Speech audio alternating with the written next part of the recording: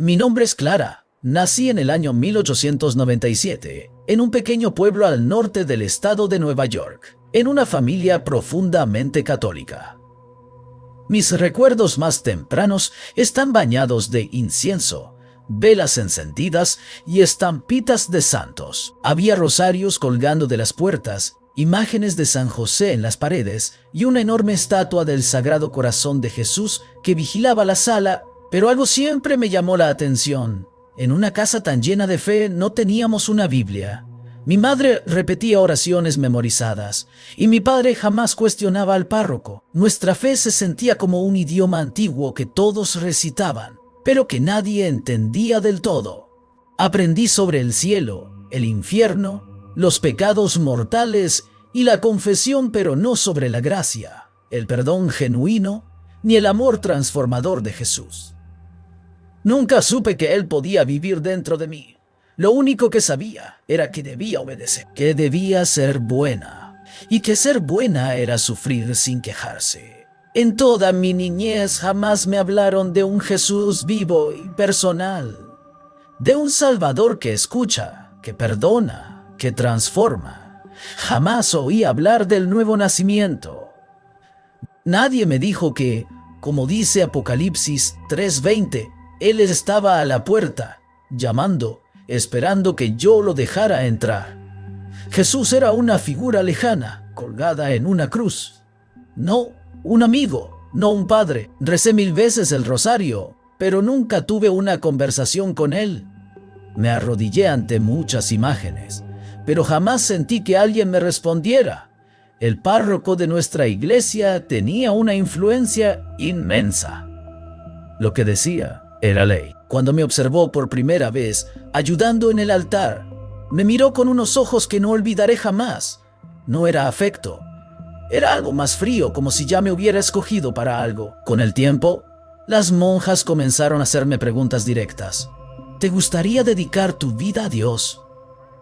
¿Sabes cuál es el camino más puro? ¿No sería hermoso casarte con Cristo? Apenas tenía 10 años. La confesión fue el primer instrumento de control. Desde los 7 años aprendí que debía confesar todo, sin omisiones, sin rodeos. Callar es condenarse, decían. Comencé a sentir miedo constante de ofender a Dios. A veces lloraba sin saber si había pecado. Me espiaba a mí misma. Me autocensuraba. Me castigaba mentalmente por pensamientos que ni siquiera comprendía. Cada vez que entraba en la iglesia, iba primero a la imagen de la Virgen y le suplicaba: ayúdame a no olvidar mis pecados, no quiero ir al infierno. El día que dije en voz alta: papá, mamá, quiero entrar al convento, vi cómo sus ojos se llenaron de lágrimas. Ellos pensaban que me estaba acercando a Dios. Yo también lo creía. Ninguno de nosotros sabía que me estaba acercando al infierno y que esa despedida sería el principio de un encierro que transformaría todo lo que fui. Lo que comenzó como un anhelo sincero por conocer a Dios se había transformado en un camino irreversible, un sendero que me alejaba de todo lo que conocía. Pero aún no sabía que el viaje más largo no sería de más de 1000 millas, sino hacia una oscuridad envuelta en hábito blanco. Yo tenía 12 años y medio cuando las monjas de mi escuela vinieron a casa. Vinieron acompañadas del párroco, con sus túnicas oscuras y su compostura impecable. Se sentaron con mis padres y hablaron por más de 1 hora.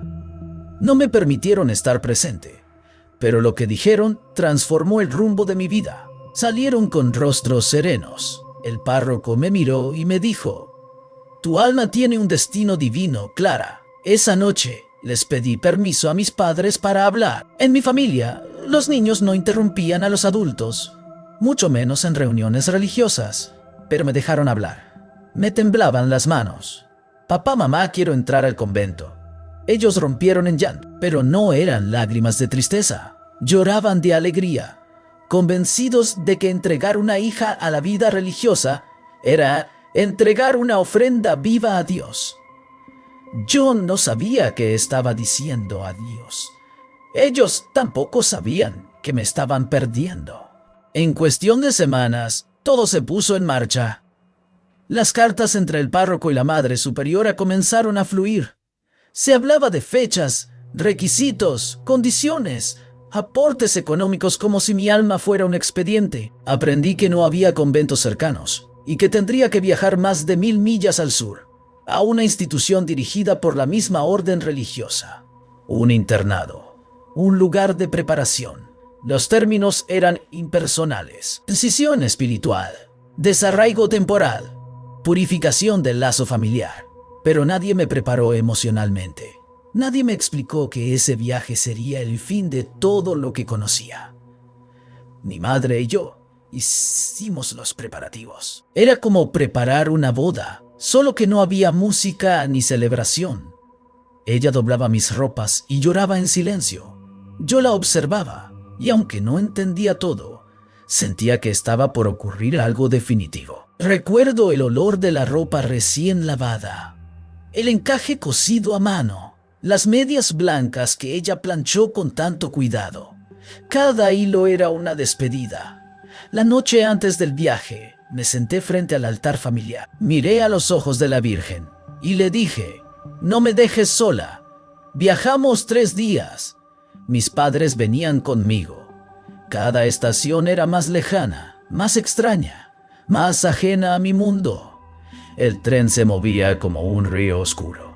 Yo miraba por la ventana mientras los árboles se volvían distintos. Los pueblos eran más tallados. La gente vestía diferente. Mi madre intentó mantenerse fuerte.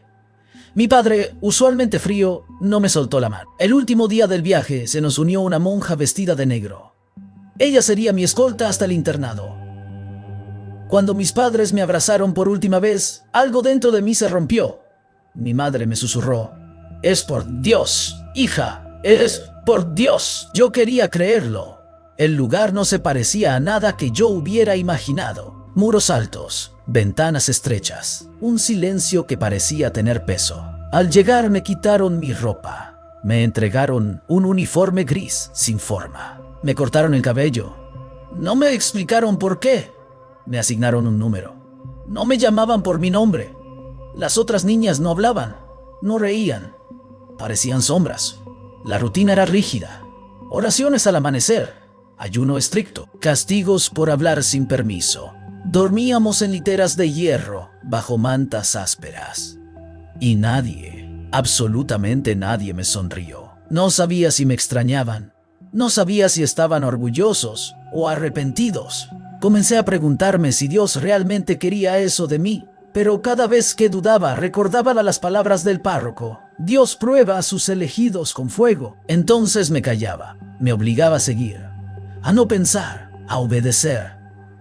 Tenía 13 años y ya me habían separado de mi familia, despojado de mi identidad y hundido en un sistema que no entendía. Pensaba que había llegado al umbral de la santidad, pero apenas estaba entrando a la primera capa del infierno. Había dejado mi nombre, mi infancia, mi hogar, y lo siguiente que me pedirían era mi voluntad. El internado no era solo un lugar de encierro, era una fábrica de silencios. Cada día nos levantaban a las 4 de la madrugada con una campana seca.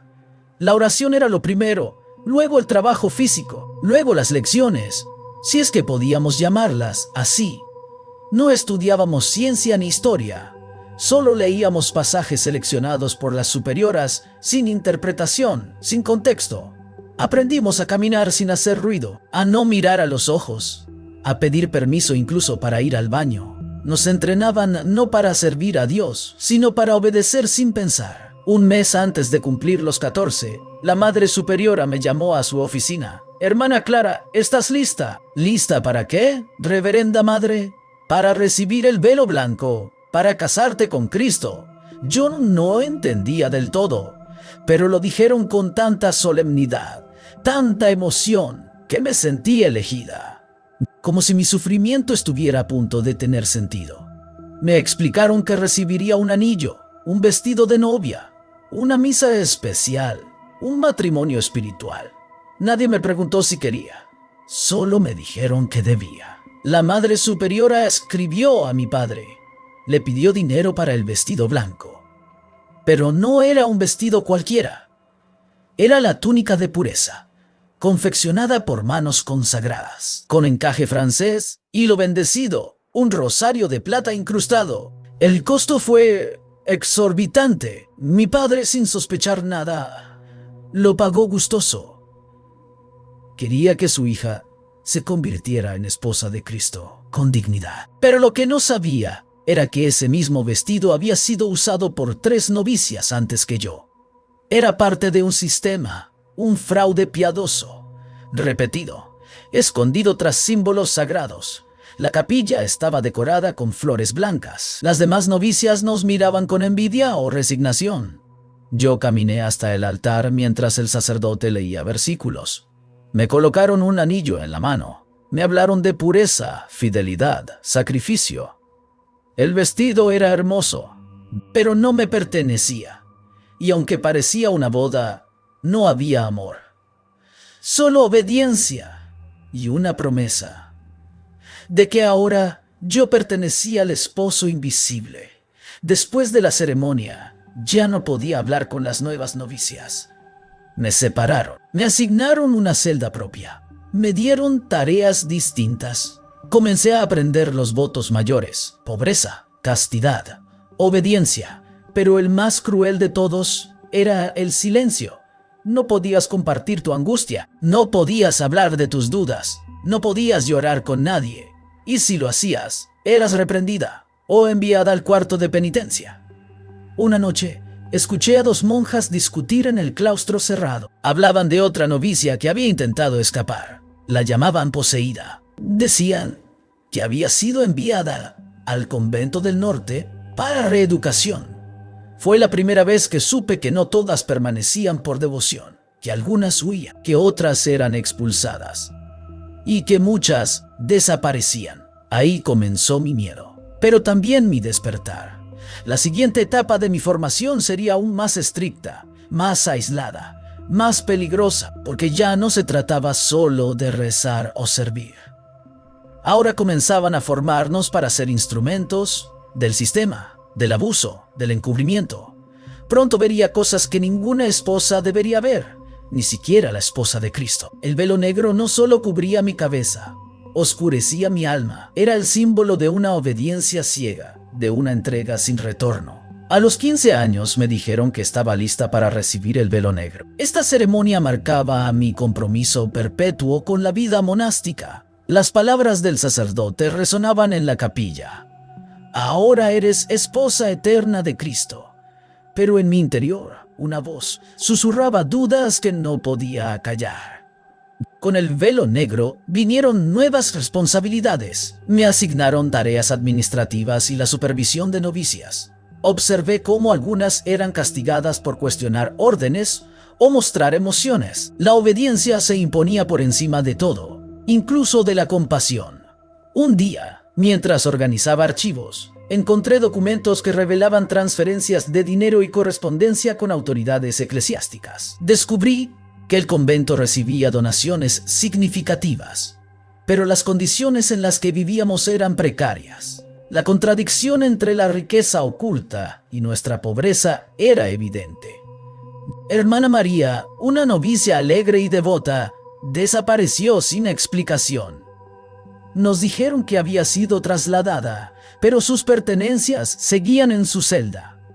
Comencé a preguntarme cuántas otras habían desaparecido sin dejar rastro y qué secretos ocultaba el convento tras sus muros. Busqué al padre Antonio para expresar mis inquietudes. En lugar de respuestas, recibí reprimendas y advertencias sobre la importancia de la obediencia.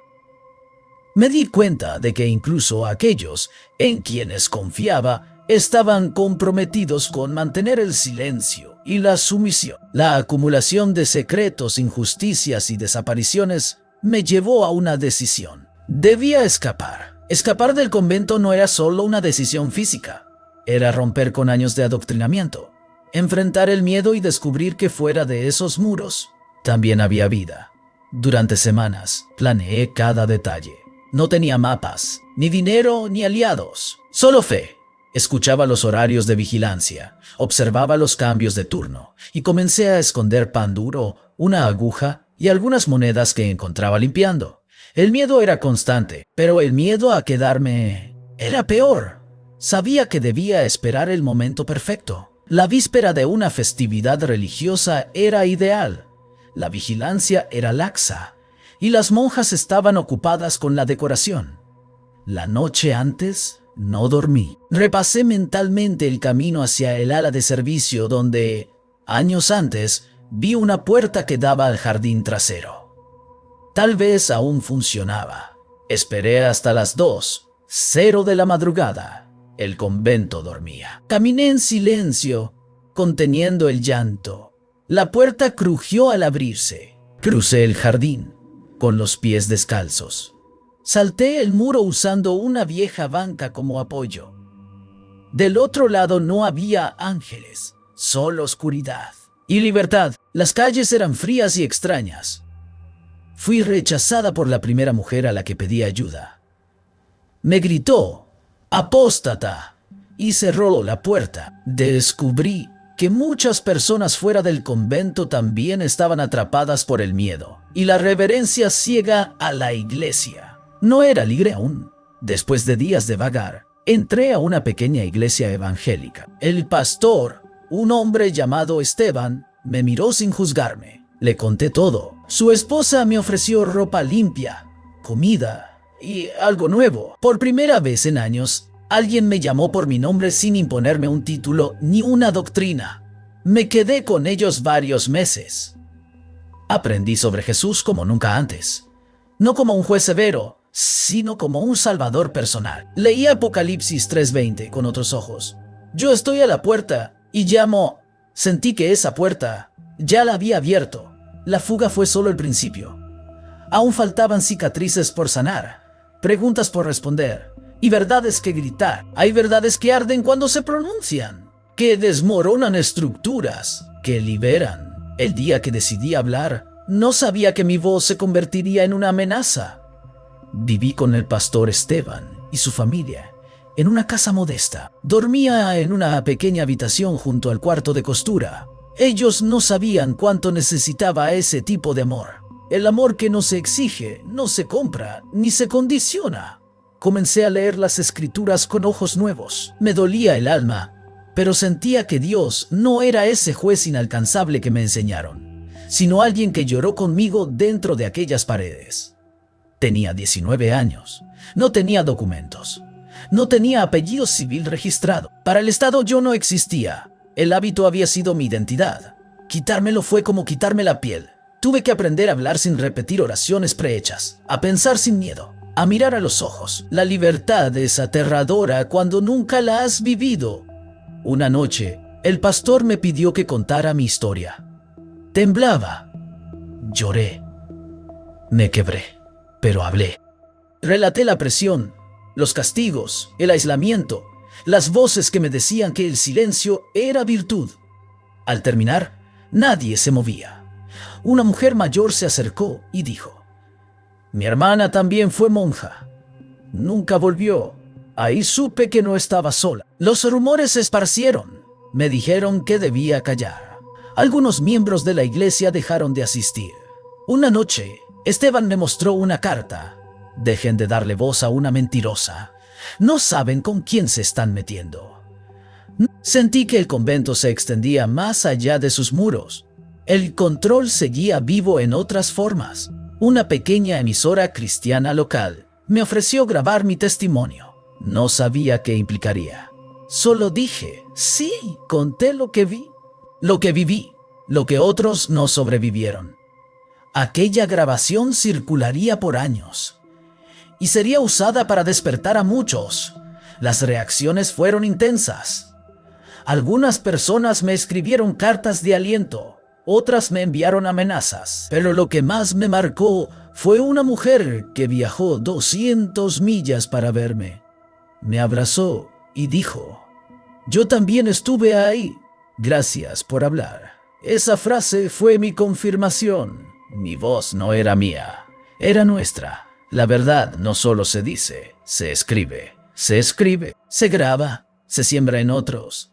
Y así comencé a escribir lo que ahora estás escuchando.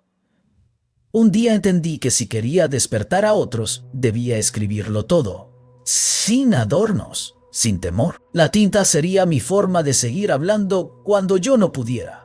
Inspirada por las cartas que recibía y las lágrimas que veía en ojos que entendían su dolor, Clara comenzó a escribir. Su libro se titularía Detrás del muro, Memorias de una novia rota. No era solo su historia, era la historia de muchas.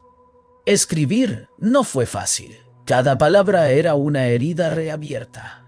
Recordar lo que quisiste olvidar es una forma de morir para poder vivir.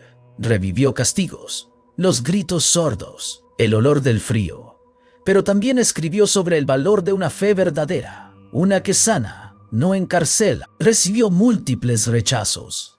Algunas editoriales cristianas le dijeron: esto es demasiado fuerte, nos meteríamos en problemas. Otras simplemente no respondían. Finalmente, un editor independiente de Texas aceptó publicarla. Era una imprenta modesta, pero tenía convicciones claras. Esta historia debe salir. El libro fue un terremoto.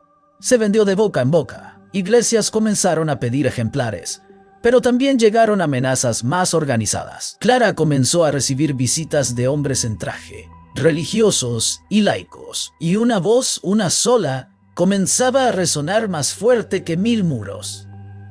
Lo que vino después fue más sutil, más sistemático. Se le negó entrada a conferencias. Algunas iglesias la vetaron. Su nombre fue borrado de registros públicos donde antes había sido invitada a testificar. Comenzó a notar cómo algunas personas la evitaban. Vivía con miedo.